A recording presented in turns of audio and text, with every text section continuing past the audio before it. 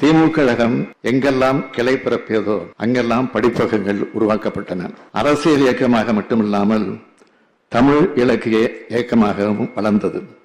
வாசிப்பதற்கும் சுவாசிப்பதற்கும் வேறுபாடு காண முடியாத வாழ்க்கை வாழ்ந்தவர் பேரறிஞர் அண்ணா அவர்கள். பாதி வரை படித்த புத்தகங்களின் மீதியை படிப்பதற்கு ஏதுவாக அறுவை சிகிச்சை தள்ளி வைக்க சொன்னவர் பேரறிஞர் அண்ணா அவர்கள்.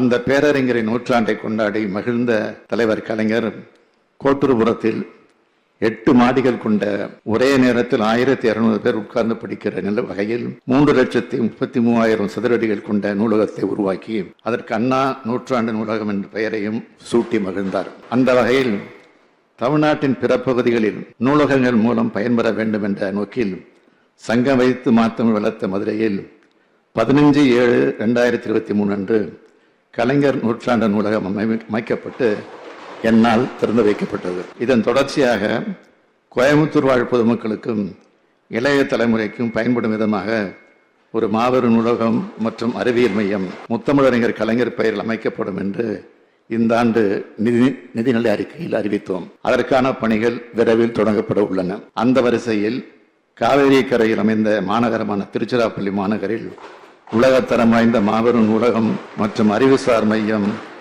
கலைஞர் பெயரால் அமைக்கப்படும் என்பதை இந்த அவைக்கு மற்றற்ற மகிழ்ச்சியோடு தெரிவித்துக் கொள்கிறேன்.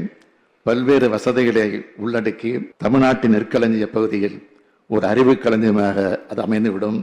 தினந்தோறும் திட்டங்கள் தீட்டும் நாளாக, விடியும் நாளாக, விடியல் தரும் நாளாக உருவாக்கி வருகிறோம் என்பதை தெரிவித்து அமைகிறேன்.